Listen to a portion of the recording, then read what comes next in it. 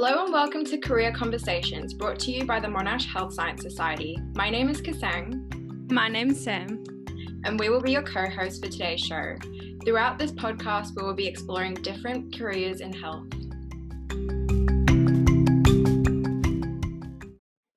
Before we start, we'd like to acknowledge the people of the Kulin Nations on whose land we're meeting today, and pay our respects to the traditional owners of the land and where you guys are listening from as well. We pay our respects to Indigenous elders, past, present, and emerging, and acknowledge their continual connection to the lands and the waters. Today we are joined by Solomon. After finishing his undergraduate degree in biomedical science and an honours year in immunology at Monash University, Solomon discovered his interest in epidemiology and is now a current Master of Public Health student. Solomon is also currently working for the Department of Health and Human Services as an Epidemiology Support Officer on the Location Outbreaks Team. Welcome, Solomon. Hi, thanks for having me. Of course. So we've just mentioned that you started out doing biomedical science. Tell us about your time in undergrad and honours and how you ended up doing the Master of Public Health. Yeah, oh man, I was hoping this might wait a little. That's fine. Thanks so much for having me. And you know, it's really weird, like hearing yourself get one of those like spiels that guest speakers have. Like, I'm not all that. It sounds good, but no. There's a lot of like, human stress and tears, just like every student has, right, behind that. But it's cool, I guess, to see where it goes. Anyway, sorry. Yeah. I guess I've always been really interested in science from a young age, and especially biomedical science. I remember when I was in grade 4, we had like a night at the notables thing. You guys like did that in school as well? Yeah. Where you have to like dress up as a scientist, right? No? No. I've had a couple of people, okay. We had this thing where you had to like find a famous scientist and dress up. And I remember looking through an encyclopedia and I found Louis Pasteur, right? A bunch of vaccines, pasteurization. And he just really clicked and appealed. So I dressed up as him and I learned all about his work. And I think from there, kind of, I got this really keen interest in all things immunology, microbiology, and how they interplay. Anyway, so cut a long story short, really interested in biomed for a long time. When it came time to pick, I guess, undergrad, I definitely knew I wanted to go into that area. So I applied, got into biomed and science at Monash, and loved it. Really, really loved it. For my science degree, I picked a major in immunology because while microbiology probably interested me a little bit more, I think it's probably easier to learn microbiology out of, textbooks and YouTube videos and, all the great resources. While immunology is really complicated, at least for my brain it was. Immunology is freaking hectic, like, let's be honest. All the cytokines, all the receptors, it's bonkers. So I figured if I can get professional help to learn IM, that's what I do. So I picked IM as a major. And then what else? Okay. Probably one of the biggest things, the biggest piece of advice that I got throughout uni was to actually look for opportunities on the sides. So don't just go through uni degree, do your classes, get a degree, but look out for those opportunities. And one of those was the Europe Scholarship. I don't know if you guys have heard of it. UROP. I think it's gone through some changes because they had admin problems.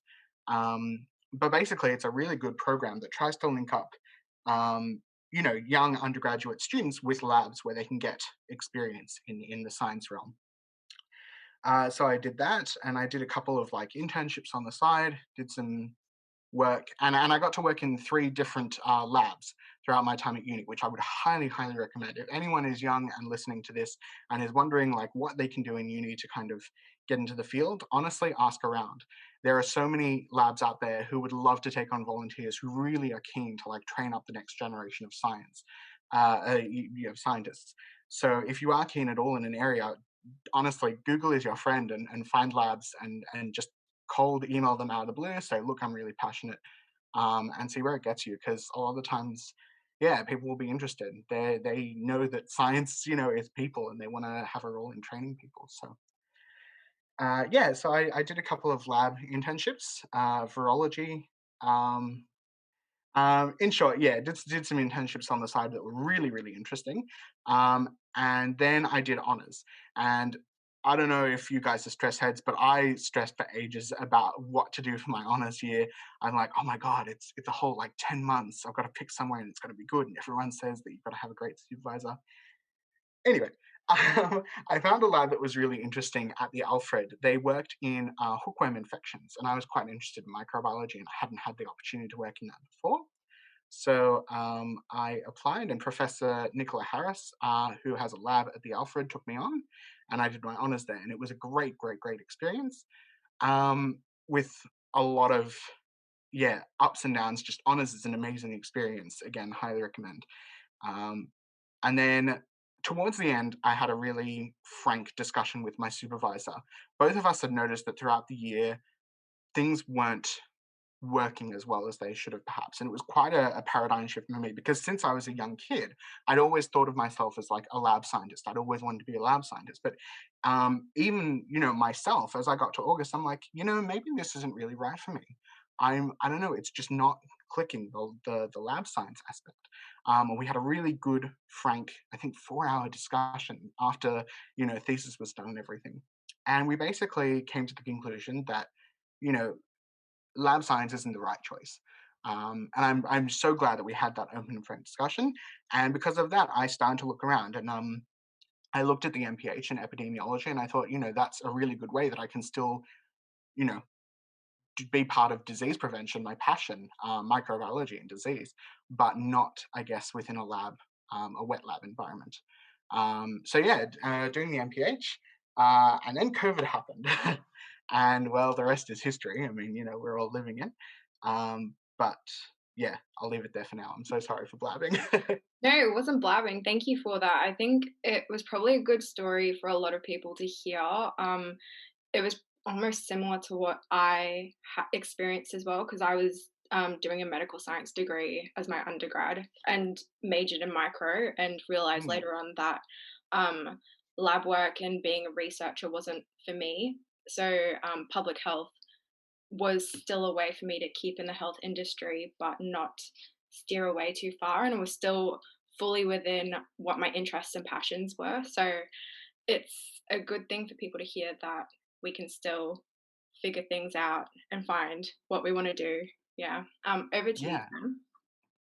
Cool. Yeah. Thank you so much for that explanation. And I guess like a little bit of reflection as well is always nice. So I guess my biggest question is what's your experience of your master's so far and how are you finding it?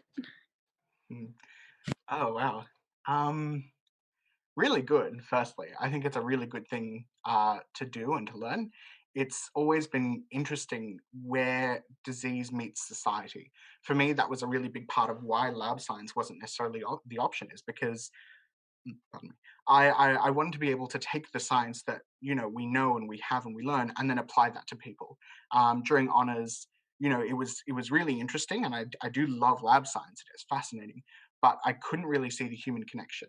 And that's one of the greatest things that I've enjoyed about the MPH, is that you see where it comes back to society, right? It's not just a molecular interaction, in the abstract. You do a study and you find out, oh, actually, it's not any better than the placebo, and therefore there's no reason really to adopt this drug. And that's what I like about the MPH, is that it shows you, bring it back to the people, right? Show how all these things that we do make a difference and can improve people's lives.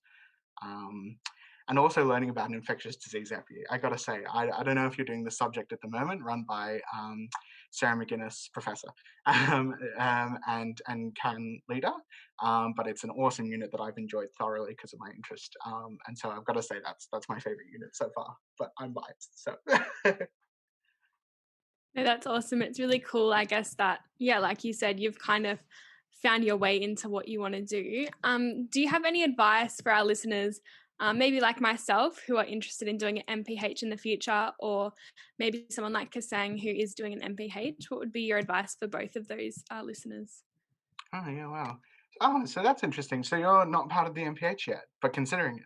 Yeah, so I'm doing undergrad public health at Monash. Cool. Go you. That's really cool. It's always so exciting. I love, hearing and seeing people in the same space, because we all kind of, want the same things. We're passionate about, yeah, public health. That's the whole point. Um, Definitely. yeah. Tips for advice. Yeah, I guess coming back to that, just look for opportunities. Honestly, it's such like a good thing to keep an ear down to the ground, and every now and then, if you see something that interests you, or you have a burning passion for diabetes research, or for COVID-19 or whatever, find out if there's a way that you can get in, because that's, I guess, the way. If you want something, go for it. Is what I'd say. Keep an eye out for opportunities. Um, with the MPH, probably look around. That's one of my regrets, is that there are a number of MPHs on offer. And given what we were talking about just before, yeah, it might be worth it just to have a look around. Maybe explore different options, expand your horizons. But yeah, there's still PhD. Could do that somewhere else if you really want to get another institution. Yeah. Cool, thank you so much. Back to you, Kaseng. Right. You're also working in a public health job whilst at uni. Before you tell us about that specifically, let's start with your job search. So, what do you think are the most important things when doing a job search? Yeah. So I'll be completely honest. I lucked out incredibly. Like I hate saying this, and it sounds awful, and at times it makes me question things. But I got very lucky because of this pandemic, which is an awful thing to say, really. But pandemics are kind of my passion. I worked in the virology lab that I was working in is about pandemic influenza, and I've always kind of just been attracted to kind of the urgency of the situation, the all-consuming need, um, the need to prevent and protect against these events. So I got really lucky in the sense that just as I was coming into an MPH, um, this event happened. So I'm not going to pretend like I was incredibly gifted or talented or deserving or whatever. I was basically in the right place at the right time, which certainly helps. So I can't take credit. But job search. I basically realized that this was an incredible opportunity. Kind of, it comes back to that. Like Eminem, "Lose Yourself," right? The song that you Oh, do not miss a chance, right? Yeah. So that yep. was it. That was kind of my moment, right? It was like, this pandemic is coming. Who knows, right? When a pandemic comes along, and it's just like, get in there, right? This is the moment. So basically, I did wait. It was after first semester, and it came to media break, and I realized, oh gosh, I've got some time on my hands, and it's been like awful being interested in pandemics and doing an MPH and just being on the sidelines. So I figured I had to get involved. I actually messaged some professors from uni, and I said, look, I'm really keen on pandemics and interested in this area. Do you know how I can get involved? Do you have any contacts maybe at the health department? And sure enough, Professor Leda actually came through, and she said, look, I've heard that DHHS is looking for people in the MPH, or MPH graduates, I think. Yeah, that's the other thing. A lot of times on applications for jobs, you'll see certain requirements, and you think, oh, well, I don't have an MPH, so I shouldn't bother applying for that. Don't do that. Absolutely. If you are on the cusp, if you're at all close in the vicinity of being what they're after, apply. You may as well take your chance. I was not an MPH graduate, and they still took me on, even though technically they were only looking for MPH graduates. So apply. You never know where you'll get. That would be, yeah, definitely for job searching. Don't let a criteria list scare you off. They're usually there because they ask for too much, and they know that they are. So don't let that scare you off. Yeah, so basically, I just sent in an application. I said, look, I'm here. Can I please get involved? I really, am interested. Had a couple phone chats, and yeah, eventually they onboarded me. So yeah, that was the job search. Thank you.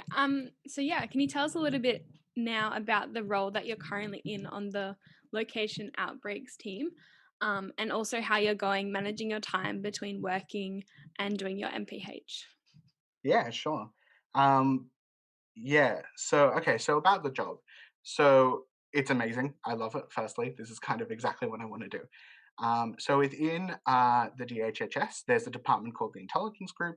And within that intelligence group, there is a team called Outbreaks. The Outbreaks Group is essentially in charge of staying on top of all the locations where people have been, have the potential to become outbreaks, or currently are outbreaks. And basically, you just want to be on top of where everyone is who has COVID.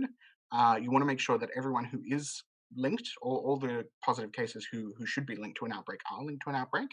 And you kind of want to build a structure, a diagram of where everyone is, and connecting people as much as possible, because that really helps contain the spread. It tells where testing should be, ramped up and taking place. Yeah, really important stuff, but really cool as well. And then, managing time. Managing time is an interesting one. So I'm pretty new on the job. I started in August, so it hasn't been all too long now. It is a lot. I'm not going to lie.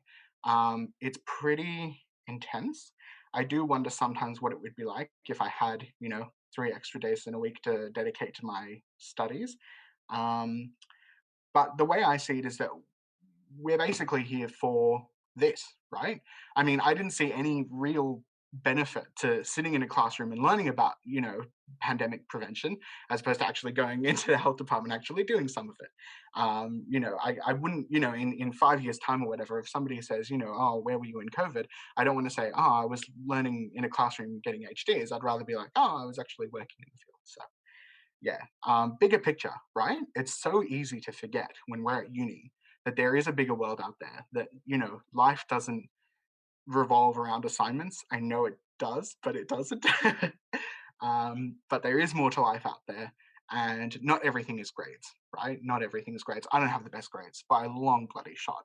I don't have the best grades, but I'd say experience probably counts for a bit more in the long And run. it's a 1 in 100 year opportunity, so definitely should take it if you've got it, right? Yeah, that's how I figure. Exactly. Yeah. Yeah. Oh But god, yeah. balancing, yeah, my assignments, oh gosh. Yeah, it might be nice to have a bit more time for them. I guess just the best thing is probably to have a calendar. I honestly just keep like, oh, you can't see that, a month calendar of all the assignments. Just try to stay on top of due dates. Try not to let things slip too much would be my best advice. But I'm not an expert. I will probably rush some assignments. Yeah, challenging. But Are you a full-time worker with the DHHS, and are you a full-time MPH student? How is that working? Yeah, so not full time at the DHHS. I'm currently doing 3 days a week there, which is kind of cool because a lot of people are. If you look at like a lot of the senior epidemiologists and doctors and medical staff or whatever, they've kind of also taken time out of their day job to join the department, which is kind of cool. I guess in that sense, you're part of the team. Um, yeah, in terms of the MPH, doing 3 subjects a semester. Originally, I planned for 4, but it just wouldn't have worked out. So I had to underload, but I don't regret it. I think underloading is a great thing because it does leave open opportunities. Another thing to check out if you are at all inclined. So I think we've pretty much covered this, but I will ask again in case there's anything that you wanted to add. So working for the DHHS during the COVID pandemic, are you finding any parts of your job difficult or more difficult than you would say it would normally be in normal times? Ooh, that is a great question. I'd say there's quite a learning curve in the sense that, just like with any job, there are a lot of systems and people to meet, and the environment changes really quickly. I think the department has gone through at least 2 structural changes since I've been there. There are a lot of people kind of coming and going. There's a lot of people who are staying around, but there are people who come and go. Um, it's a really interesting work environment. It was a little bit scary when they first brought me on because everybody kept describing it as like high pressure, fast paced kind of environment, which is kind of scary for someone with relatively little experience. Um, but yeah, it's yes. So I guess there are trade-offs. It's a little bit difficult just because of the circumstances in COVID. I'm working at home just like everybody else. I had I think 1 or 2 weeks at the DHHS building, and now I'm working at home. So yes, there are like cons, but the benefits of like being in this environment, which is like super exciting and super cool, right in the middle of the pandemic, is so worth the trade-off. Like it's just been the time of my life, to be honest. That's really cool to hear. So I guess you mentioned you're working from home. Can you tell us what a typical day or week is like for you, particularly now that you're working at home in your role? Oh man, sure. Well, I get to work in my pajamas, which is a plus. um, yeah, no. A typical day. Wow. I guess a lot of it revolves around the tasks that have to be done. So at the moment, there's certain data cleaning. So one of my roles as a surveillance officer is also just to make sure that our data is clean. So every day there'll be data cleaning that has to be done just to make sure that the department's files are as up to date and as accurate as possible, because that's obviously so important. Just for people who haven't done a research unit, did you want to explain quickly what data cleaning is? Oh, sure, yeah. So data cleaning basically involves going through the data. So usually you'll have a huge data set that you're working on with. So in this case, all the people who've tested positive or been in contact with somebody who's tested positive, and that all gets added to a database. And then you'll have certain code or logic that will pull out, I guess, aberrations in that data. So things that don't quite make sense, missing fields, that kind of thing.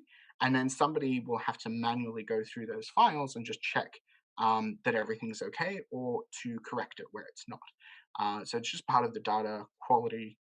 Yeah, it's basically quality control for your data set. But it's really important, especially for something like a pandemic. And when you're working for the health department, it is so important to get these things accurate and right.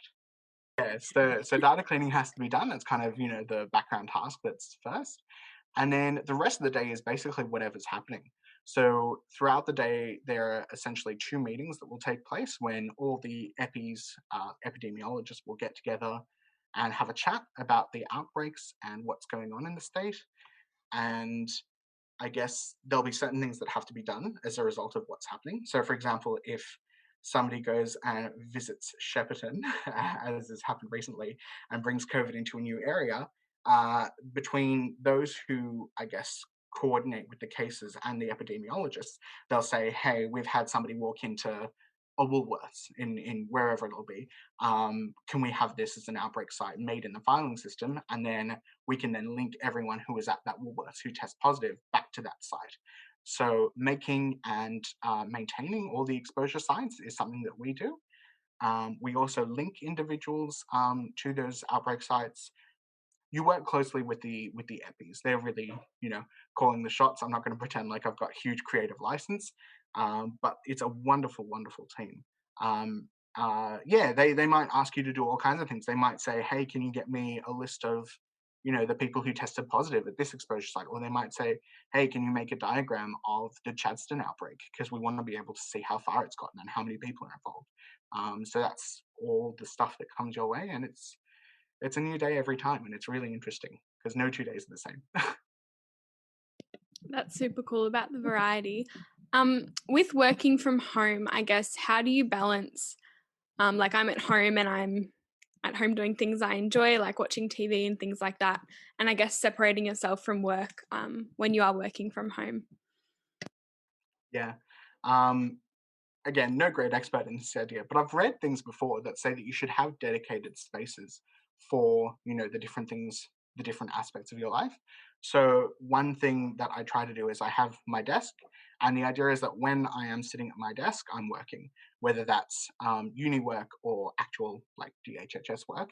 I kind of dedicate this space that I'm in right now for work, and when it's time to have a meal or to relax or whatever it is, I try to move away, because that's just a psychological technique that, dedicated spaces help you get into routine. If you really want to be disciplined, they also say that about sleep, right?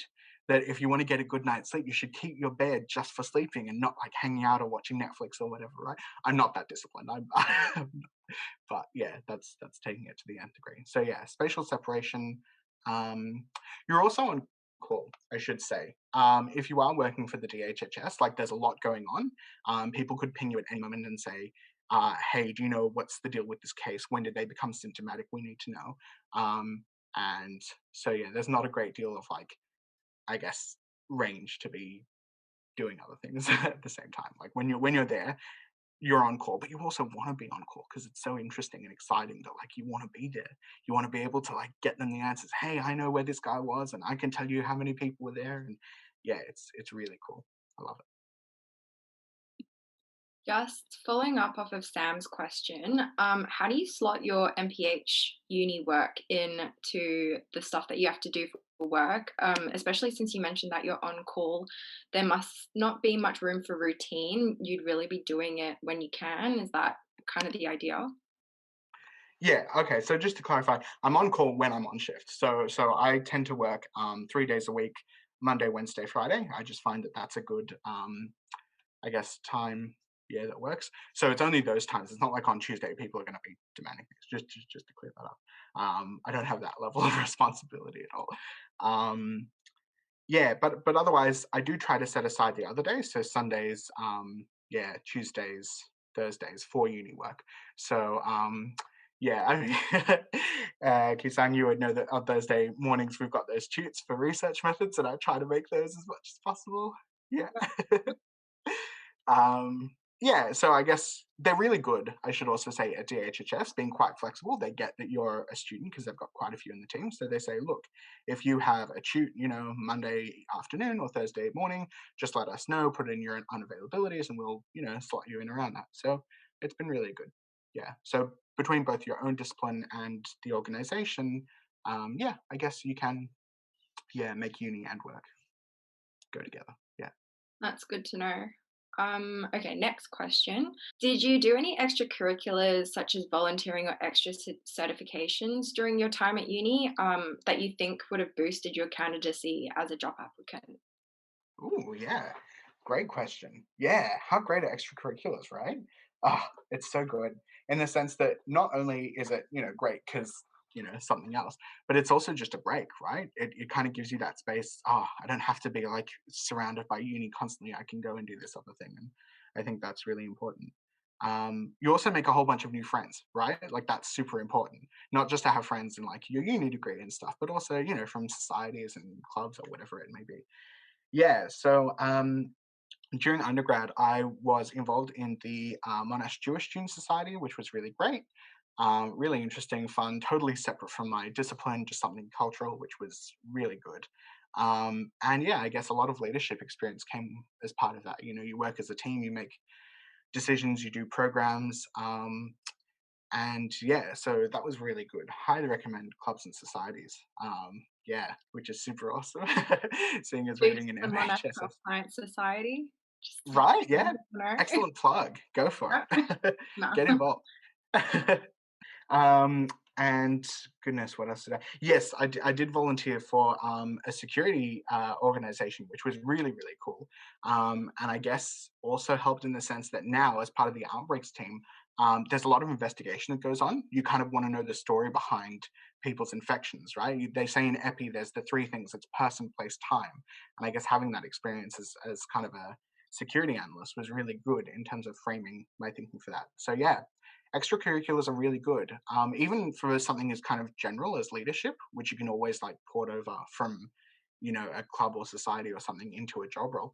Yeah, they're really good for making you kind of a more well-rounded person, an applicant, I would say, for sure. Thanks for that advice as well. What would you say are the most important skills for your role at the DHHS?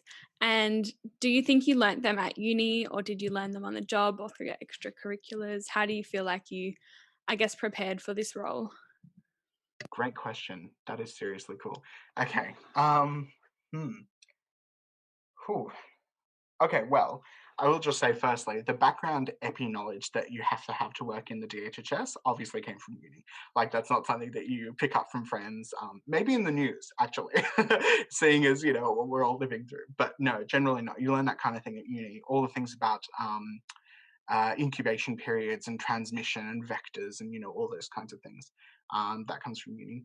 There's not a huge amount of overly scientific language, to be honest. I mean, if you want all the background of science of viral transmission and life cycles and stuff like that, there hasn't actually been a huge amount of like molecular stuff in epidemiology. So that's kind of interesting. But yeah, I guess good critical thinking skills have been really, really good in this job. You need to kind of be able to take information in, scrutinize it, assess it down to its core elements, um, and then operate on that. I would also say writing skills can also help because one of the things that is a little bit done in the job is writing reports about outbreaks and situations and what's kind of going on. And I would say that having good writing skills is a really good thing to have. So yeah, if you have the I don't know chance to do creative writing or debating or something like that, just to get I guess, well developed in the areas of putting together arguments cohesively and logically, that will also come in handy. So yeah. Awesome, some good things there. What's your favorite part of your job? I think we've pretty much covered this, but Yeah. if you want to sum it up again. It's just so exciting. It's being in the zone. It's being able to use public health to help people. And it's crazy that you go into a meeting and then what you talk about will then be in the news. I'm still not used to that, and I probably won't be. It is really really cool to be in the midst of the action. And if anyone's interested in infectious disease epidemiology, like now's the time. Yeah, try to get involved. As you said, 100, 100-year pandemic. So yeah, now is the time. Awesome. Yeah, I just want to add in, it's really cool, I guess, for us talking to you and for our listeners just to hear how passionate you are about what you do. Just for everyone at home, when Solomon talks about it, he's literally smiling as he's telling us how excited he is. So I guess that's really inspiring, I guess, that you've found your passion. And yeah, I hope that we all can too. Um, as your role is very COVID based, this is a bit of an interesting question, but what do you think is changing in terms of jobs in your sector due to COVID? Both at the moment with COVID, but maybe once the pandemic ends, what do you think will be the role for jobs like yours? Yeah, great question. At the moment, I would say it's booming. To be honest, like I know the DHHS is currently recruiting. If you are interested, I'm pretty sure they've got job adverts out there. I think they need more surveillance officers at the moment, and they're hiring. So, yeah, again, I can't stress this enough. If you are keen at all, now is the time. Um, uh, I am slightly worried. Yeah, I guess I'll confess about what happens after COVID, right? Because obviously the DHHS is pretty big at the moment. There's a lot of action. There's a lot of people on board, and I do wonder about come next year. Hopefully things will be wrapped up and pretty peaceful. Fingers crossed. And maybe we might not be needed anymore. So that does occur, and I do wonder. But I'd say that's a really good thing. If we look at society as a whole, we don't want to be on a wartime footing forever. But I guess that's kind of where there'll always be infectious disease around, right? There'll always be outbreaks, whether it's COVID or salmonella or who knows, right? Influenza, whatever's out there. There will always be this kind of thing. And if you can get experience now while, so many people aren't getting onboarded, I would say that'd probably serve you well. And that's what a lot of people have told me. So yeah. And then this is probably another redundant question because we've talked about this so much now, but what keeps you interested and motivated to keep doing what you do? Yeah. Basically just how exciting it is. I've always loved infectious disease. But I have found that if it really helps, honestly. Passion helps. It'll help you go far. It's infectious. People will get it. If they can sense that you're passionate about what you do, they'll be more willing to take you on, to give you tutelage, which is really important. If they can see that you're quite keen, they people get a lot out of tutoring people. People like teaching. So if they can see that you're really keen and enthusiastic, they're going to be like, great, I'm going to take this person under my wing and I'm going to tell her or him everything, I know, and give them the best, that I can. Um, so passion, and it also helps you as well. Gosh, I could say, like the DHHS kind of works around the clock, and I'm currently rostered on for the morning shift, and I'm not a morning person. But if you love what you do, you'll get out of bed much easier. I can tell you now. That's so true. That's so true. And yeah, I guess on a bit of a different track, we've talked about, how you balance work and uni, and you said like having a downtime and, in theory, having your separate spaces and things. But I guess when you are separating yourself from work, like what are your hobbies and your interests and what do you do to just relax and enjoy life? Yeah, that is so important now. I guess coming back to what you were talking about before with the separation, right? We've got to find ways to kind of remind us that there is life outside of uni. And yeah, COVID obviously stopped things, but I'm a really big reader. I will say I usually try to read about a book every 2 weeks. I have been falling short of that recently, but whether it's fiction or nonfiction, I do have an ambitious goal for that, which is great. Reading is brilliant. But aside from that, yeah, I really like going for walks. That's something that I think COVID has really facilitated. That I cherish my previously 1 hour, now 2 hour walks that I get. It's just so good to get outside, get fresh air, get the blood moving. It's so important. Um, yeah. Um, I know that sounds really lame, but reading, walks, talking with people, that's another thing, right? Because COVID has us so separated. I found that there's no better time right now to reach out to people that you haven't seen in, 3 years or so, people who live overseas. There's never been a better time to get in touch with old friends because everyone's really, lonely and keen for some contact right now. So they'll be really receptive, and that's been great. Can I Um, ask what you're reading? Or what do you like to yeah. read? Oh gosh. What am I reading at the moment? I just finished a biography of Ben Franklin. So yeah, super random. um, Thanks for the handshake. No, I totally agree. I didn't Totally mean that. random. I was just No, like no, no. totally out of what I was thinking you would be reading, but okay, go on. Yeah, no, no, no, totally. That's the other thing is like it's a really good point. I feel guilty a little bit because I have books on my shelf that are like, oh, microbiology and history of infectious disease. I'm just like, nah, right? Because after doing, COVID at work and COVID at uni and disease and it's like the last thing you want to do is pick up a heavy book on like infectious disease. Just like, stop, come on. So I find that it's good to learn about things that have like nothing to do with disease, which I don't know, maybe means that I'm not super into it or whatever, but I do find it's good to have that kind of other. So things like history, economics, philosophy, um, yeah, really different abstract things. YouTube as well. I confess, I probably spent way too much time looking at educational videos on YouTube because there's just too much out there. But yeah, learning about different stuff. It's great. Are you always learning, or is there any like just completely like brain dead kind of things that you watch or read? I don't I know. like memes. I like cat videos, sure. Yeah. Oh man. Yeah. I mean, who doesn't watch a good TV show?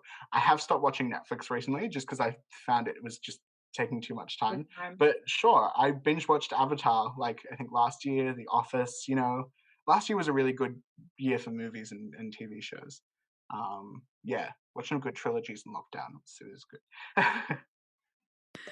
Cool. Thank you so much, Solomon. That's all we have time for, but thank you again for joining us today and sharing your experiences from your degree and your career so far. We really appreciate your time, so thank you.